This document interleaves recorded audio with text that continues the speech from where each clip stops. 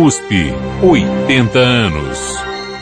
O caminho que percorremos na Terra desde muito cedo começa pela observação e passa pela experimentação. Através dos olhos, percebemos o mundo e tentamos entendê-lo cada vez mais. Enquanto caminhamos, fixamos os olhos no horizonte e seguimos aprendendo, percebendo o mundo. Quem caminha com um objetivo e uma certeza raramente olha para trás. Muitas vezes, quem está distante tem uma visão diferente. É mais como o mundo nos percebe. Um exemplo disso aconteceu em outubro de 2011. O semanário inglês The Economist apresentou esta matéria. Os rankings internacionais, em suas diferentes formas, tentam identificar faróis de excelência e inovação nas universidades do planeta. Quando eles concordam com a proeminência da USP, vale a pena notar. Muito antes do mundo estabelecer rankings para classificar as universidades, a USP já se preocupava em prestar contas. Professor Dr. José Goldenberg, físico, ex-reitor da USP, recebeu o prêmio Blue Planet 2008, concedido pela Cy Glass Foundation. Foi ministro e secretário de governo. Eu exigi, pela primeira vez, que os docentes da universidade, todos os docentes da universidade, demonstrassem as suas atividades por escrito. Eu acho que quem trabalha numa universidade pública tem o dever de prestar contas à sociedade. E eu preparei o primeiro dos relatórios da produção científica da universidade. No conjunto, o relatório mostrou que a Universidade de São Paulo era robusta e que tinha alguns departamentos que precisavam melhorias. Eu estou seguro de que nesses últimos 20 anos, em função dos relatórios que eu fiz, eles melhoraram. O ranking internacional que deu origem à série foi produzido pela Shanghai Jiao Tong University da China em 2003. Seu objetivo era comparar as universidades do país com as congêneres dos Estados Unidos e Europa. Professor Dr. Adib Jatene, médico, um dos mais importantes cirurgiões cardíacos da medicina brasileira e mundial, criou o primeiro aparelho coração-pulmão artificial do mundo. Foi secretário de saúde e ministro. O reconhecimento internacional, ele se dá não pelo cargo que você ocupa, não pela posição que você exerce, ele se dá pelo que você produz, pelo que você traz de conhecimento, que você traz de contribuições.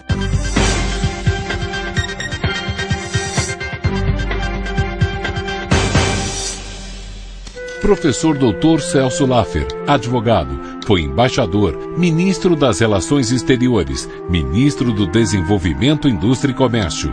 É o atual presidente da FAPESP.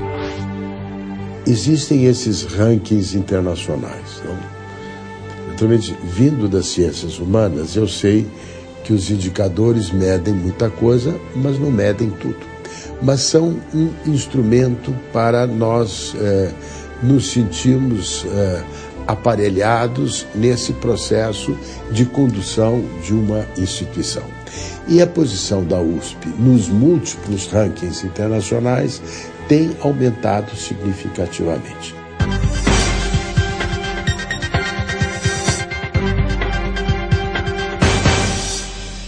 Professor Dr. Fernando Henrique Cardoso, sociólogo, o primeiro brasileiro e latino-americano a receber o prêmio John Klug, concedido pelo Congresso dos Estados Unidos em 2012. Senador e presidente da República em 2 mandatos. Você só tem reconhecimento quando você se compara. Porque primeiro tem que ter humildade. Quer dizer, eu sou bom, mas não sou tanto. Tem outros melhores. Né? Segundo, eu não tenho medo. Eu sou transparente, eu deixo que me julguem. Né? A USP, bem ou mal, conseguiu isso. Né? E eu acho que ela hoje tem um reconhecimento muito grande.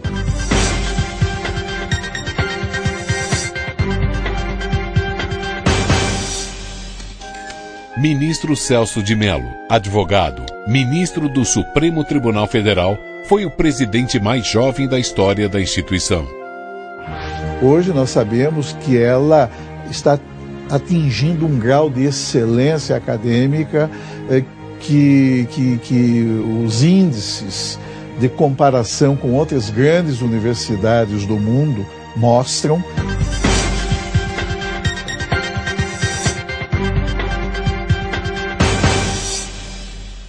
Professor Dr. Fernando Penteado Cardoso, nascido em 1914, rumo ao centenário.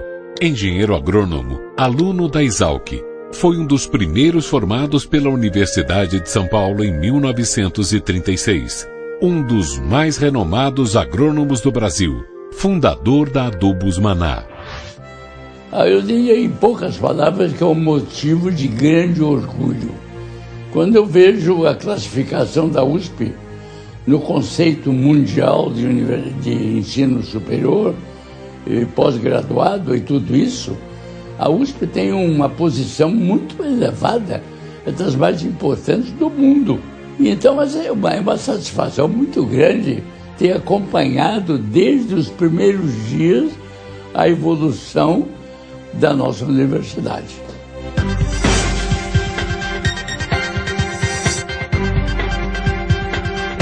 Administrar a universidade é cuidar de tudo, do dia a dia ao futuro, da manutenção ao investimento.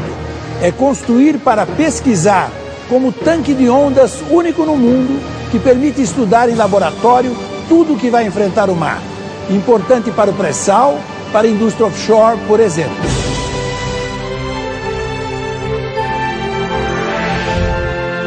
Acompanhe agora o que está sendo feito para manter e melhorar a Universidade de São Paulo. Recuperação dos espaços didáticos. Inova Lab.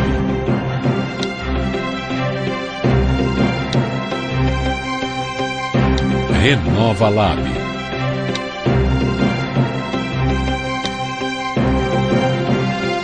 Nuvem USP.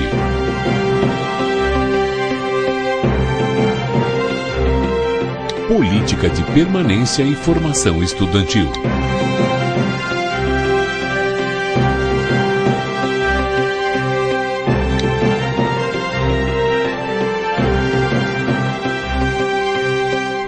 Plano de carreira dos servidores técnico-administrativos. Implantação da progressão horizontal na carreira docente. Criação da Escola Técnica e de Gestão da USP. Pró-Reitoria de Cultura e Extensão Universitária. Pós-graduação.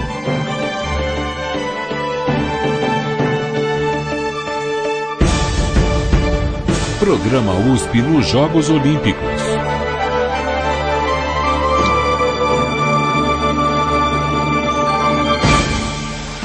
Revitalização da cidade universitária.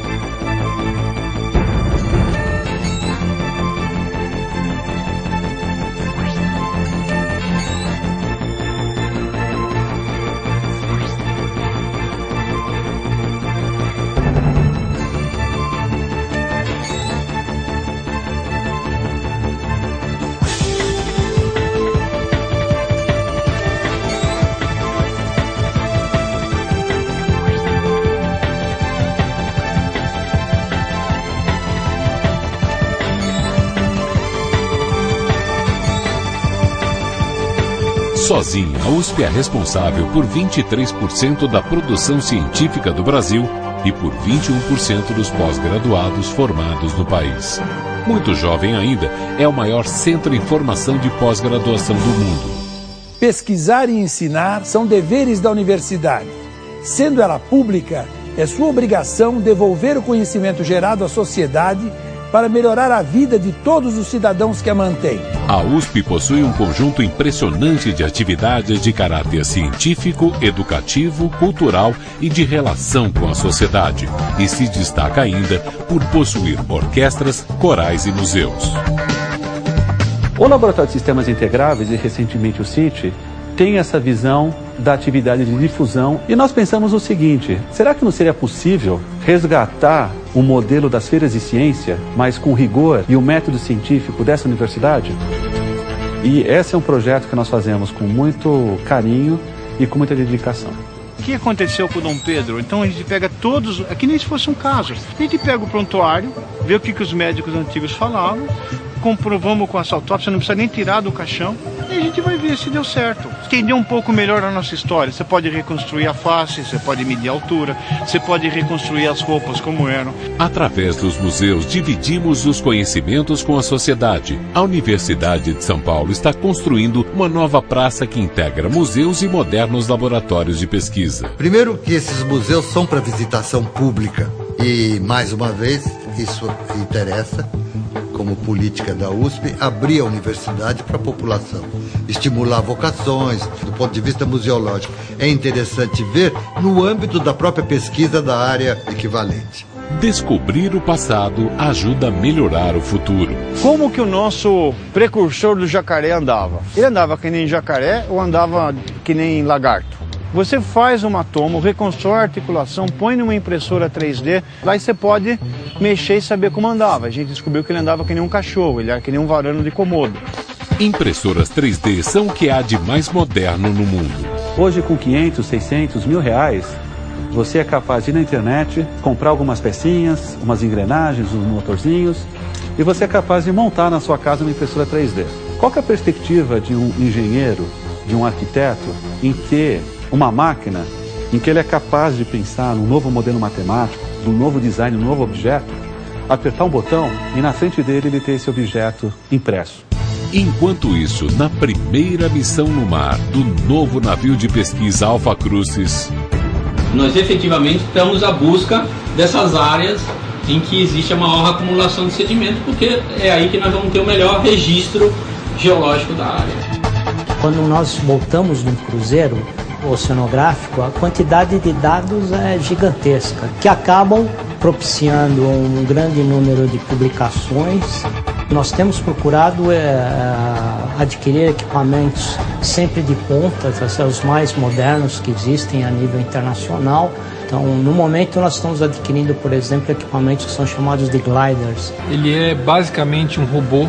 Ele tem uma quantidade de sensores que pode ser acoplado bastante grande. Então ele pode coletar dados como, por exemplo, temperatura e salinidade, que é o básico que ele coleta, concentração de clorofila, turbidez, oxigênio dissolvido, pH, velocidade e uma série de outros parâmetros. A quantidade de informações que a gente vai poder coletar utilizando esse equipamento vai ser muito maior do que a gente tivesse apenas no navio.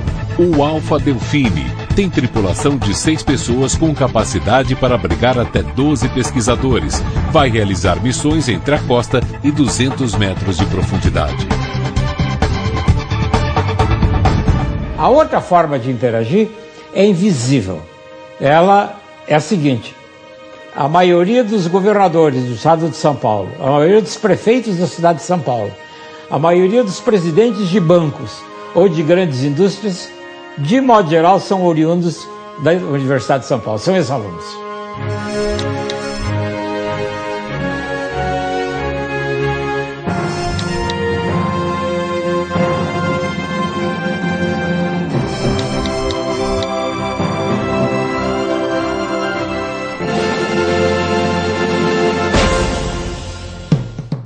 No próximo bloco, você vai conhecer alguns dos núcleos de apoio à pesquisa da Universidade de São Paulo.